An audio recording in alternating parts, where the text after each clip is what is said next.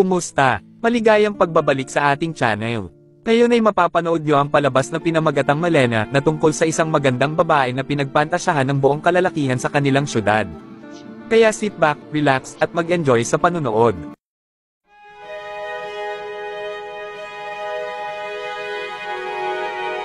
Nagsimula ang storya sa syudad ng Italy noong kasagsagan ng ikalawang digmaang pandaigdig. May isang batang lalaki na nagngangalang Renato na binilhan ng bisikleta ng kanyang ama. Matapos nun ay agad na nagmadaling pumunta si Renato sa kanyang mga makukulit din na kaibigan. Lagi silang nag-aabang sa isang babae na pinakamaganda sa kanilang syudad at kanila itong pinagpapantasyahan. Ang pangalan ng babae ay si Malena. Habang ito'y paparating at dadaan ay kanila itong inaabangan at walang humpay sa pagtutok ng mga mata sa babae na tila ba hinuhubaran. Naging dahilan ito ng pagbagso at paggising rin ng diwa ni Renato na nagpatindig sa kanyang alaga. Sa tagpong iyon ay nagkagusto na rin si Renato kay Malena. Di pa sila nakukontento ay lumilipat pa sila ng pwesto upang sundan ang babae. At doon nga ay inaaraw-araw na nila ito. Sa gabing yun ay di makatulog si Renato dahil sa kaiisip sa katawan ng babae hanggang sa sumunod pang mga araw. Dahil doon ay di na pumapasok si Renato para mapuntahan lang ang bahay ng babae. Maya-maya pagkarating niya sa harap ng bahay ni Malena ay nakita niya itong lumabas at tinawag siya nito para bumili ng yosi. Biglang hinulog ni Malena sa kanyang harapan ang barya at doon nakatsyempo ng tingin si Renato sa mga hita ng babae. Ngunit bigla ring naputol ang lahat dahil kanya lamang pala itong imahinasyon. Tuwing gabi ay nahihirapan na matulog si Renato dahil kaiisip sa babaeng si Malena. Kaya naisipan niyang lumabas ng bahay tuwing gabi para puntahan ang babae sa bahay at silipin ito sa isang maliit na butas. Sinuwerte naman siya dahil nakahiga lang sa sofa si Malena. At doon makikita sa senaryo na si Malena ay mayroon ding asawa na nagtatrabaho bilang isang sundalo at nakadestino sa isang digmaan. Sa sumunod na araw, bumalik muli si Renato sa bahay ni Malena dala ang kanyang teleskopyo habang pinagmamasdan itong nagbibilad sa araw. Nasa imahinasyon niya na iniinom niya ang pumapatak na tubig mula sa mga buhok ni Malena. Kinagabihan, nakita ni Renato si Malena na nagtatanggal ng kanyang saplot at nakikinig ng musika habang sumasayaw. Nang marinig ni Renato ang romantikong sonata na iyon, ay agad rin siyang bumili ng katulad at inilagay sa kanyang kwarto. Maya-maya ay biglang pumasok sa kanyang kwarto si Malena na hubog ang katawan at nakatitig sa kanya. Agad itong lumapit sa kanya at gumapang din siya kaagad para kanya na itong masubukan. Sinulit niya ang mga oras ng gabi na tila wala ng bukas. Ngunit muli ay nagising siya sa katotohanan na isa lamang itong imahinasyon. Sa sumunod na araw, sa dating tagpuan ay nakaabang muli ang mga kaibigan ni Renato sa pagdaan na naman ng babae. Matapos makadaan ng babae, nakaramdam ang lahat ng pagkasabik. Ngunit di nakontento si Renato at kanya itong sinundan kung saan-saan. Nasaktan si Renato sa kanyang mga nakita sa syudad dahil nalaman niya na ang buong kalalakihan sa syudad ay pinagpapantasyahan rin si Malena. Kaya naisip niya na marami siyang karibal sa lugar na iyon. Maging ang mga babae ay nakatitig sa buong katawan ni Malena na mistulang naiinggit dahil nasa kanya ang atensyon ng mga kalalakihan.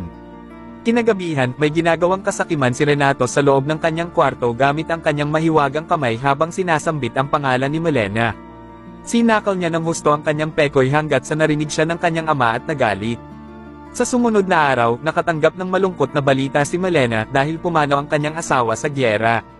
Imbes na magbunyi ang mga naroon ay nakita ni Renato na mistulang masaya pa ang lahat ng kalalakihan dahil sa wakas ay wala ng asawa si Malena.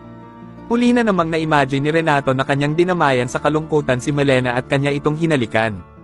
Nagkaroon din ng seremonya na si Malena ay nasa isang inaugurasyon dahil sa pagiging byuda nito. Matapos ay makikita sa isang tagpo na ang ilang mga kalalakihan ay nagtatalo kung sino ang magiging pangalawang asawa ni Malena. Dahil naiirita si Renato sa kanyang mga narinig ay binigyan niya ng special recipe ang inumin ng isa sa mga ito. Inihiran din niya ang bag ng isa sa mga babae na palaging pinag-uusapan si Malena. Matapos nun ay agad na pumunta si Renato sa bahay ni Malena, nakakatapos lang magsampay ng kanyang mga damit. Nang makatsyempo si Renato ay pumasok ito sa bakuran at kinuha ang isa sa mga nakasampay na etnap ni Malena at mabilis na tumakbo. Kinagabihan ay muling pinisil-pisil ni Renato ang kanyang tarugo habang nag-imagine at mistulang rugby na hinigop ang itim na bikini ng babae. Kinabukasan, nakita ng kanyang ama ang etnap na ginamit ni Renato at nakatikim siya na sarsuela de Camao sa Gulpihan de Contondo. Talaga namang sinunog ang etnap ng kanyang ina ang etnap ni Malena. Bilang parusa sa kanya ay ikinulong si Renato ng kanyang ama sa kanyang kwarto. Dahil doon ay hindi na kumakain si Renato at nagkasakit na rin siya sa loob ng kwarto. Kaya ipinasuri siya ng kanyang ina sa doktor at sinabing kailangan lang niyang makalanghap ng sariwang hangin at maarawan. Malaya na rin muli si Renato at nakapunta na sa bahay ni Malena. Ngunit nadismaya siya dahil nakita niya maraming mga lalaki ang umaaligid malapit sa bahay ni Malena para makakuha ng atensyon sa babae. Kinagabihan sa kanyang pagbalik ay sinilip niya sa butas si Malena at doon nakita niyang may kasama itong isang lalaking lieutenant sa loob at nakikipagsalpukan ng ibon.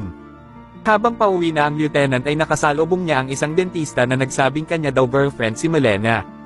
Dahil doon ay nagsuntukan silang dalawa habang pinapanood ni Renato. Kinabukasan ay napag-usapan ang lahat ng mga nangyari at nalaman ng karamihan na pumatol si Malena sa isang lalaking dentista na meron na palang asawa. Kinasuhan si Malena ng asawa ng dentist ngunit di rin ito nanalo at napagtanggol ng kanyang abogado na ang lalaking dentista pala ay may hallucinations na si Malena ay kanyang naging girlfriend. Kinagabihan ay bumalik muli si Renato sa kanyang hideout at muling sinilip si Malena na nakikipagsayaw sa abogado bilang pasasalamat na siya ay nanalo sa korte. Nang binayaran na ni Malena ang abogado ay hindi nito tinanggap ang pera dahil mas gusto niyang kabayaran ang mutya ni Malena. Nasaksihan ni Renato na hindi na nakatanggi si Malena sa lalaki at sinulit nito ang gabi. Sa kasamaang palad ay nalaglag si Renato sa puno at hindi nakita ang buong pangyayari. Sa dismaya ni Renato ay pumunta na lang siya sa isang sinehan at doon ibinuhos ang kanyang sakit na nararamdaman. Nakatabi niya ang isang babae na may hubog din at lalong dumikit sa kanya. Tinawakan ang kanyang pekoy na nagpaliwanag ng kanyang buhay. Sa sumunod na araw, nakita ni Renato na pinalayas ng ina ang abogado dahil ayaw nito na maging asawa si Malena. Masayang pinagmasdan ni Renato ang abogado na hindi rin tinanggap ang alok ni Malena na magpakasal sa kanya. Isang araw, umatake ang ilang mga fighting plane sa kanilang lugar na nagdulot ng pagkasira ng kanilang syudad. Muling naulila sa ama si Malena dahil namatay ito sa insidente. Wala nang natira kay Malena, maging ang pensyon ng kanyang asawa ay pinutol na din. Dahil doon ay nagkaroon ng depresyon si Malena at pinutol ang kanyang buhok para maging iba ang kanyang hitsura. Kinagabihan, nasaksihan ni Renato ang pagpasok ng lalaki at agad na binombahan si Malena nito. Imbes na ganahan siya sa kanyang nakita ay nakaramdam siya ng awa sa babae dahil ginagawa na nitong ibenta ang sarili para makakain. Payag na rin si Malena na gawing taga-siesta ng mga German Army. Patuloy pa rin sa imahinasyon si Renato na kaya niyang ipagtanggol si Malena ngunit sa pamamagitan ng kanyang mahiwagang kamay. Sa sumunod na araw, nakita ni Renato na kasama ni Malena ay isang German Army kaya nahimatay siya dahil nakita niyang nagiging traidor si Malena sa kanilang nasyon.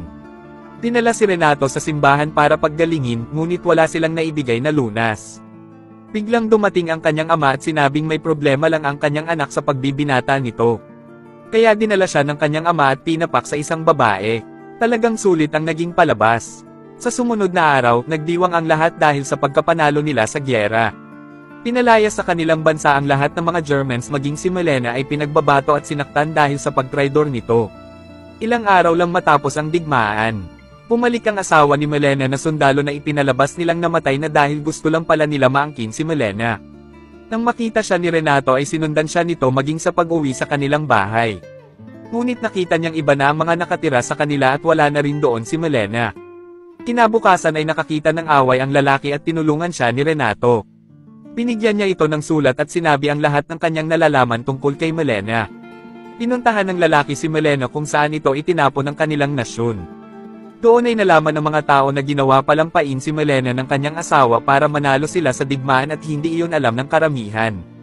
Pagbalik nila sa syudad ay kinilala nilang bayani si Malena at ang asawa nito. Meron na ring partner na babae si Renato sa mga oras na yon. Maging ang mga kababaihan na lumait kay Malena noon ay maganda na ang trato sa kanya. Binigyan pa siya ng mga ito ng mga damit at gamit. Habang pauwing nakabisikleta ay nalaglag ang kanyang pinamili. Agad na dumating ang tulong mula kay Renato. Nagpasalamat sa kanya si Malena at una niyang beses na siya mismo ang nakarinig ng boses nito sa kanyang harapan. Habang papalayo ay nasabi ni Renato sa sarili na kahit ilang babae na ang dumaan sa kanya ay tanging si Malena pa rin ang hindi niya makakalimutan. At dito na nagtatapos ang ating storya. Naway nagustuhan nyo at huwag niyong kalimutang mag-subscribe sa ating channel. Ingat at maraming salamat sa panonood.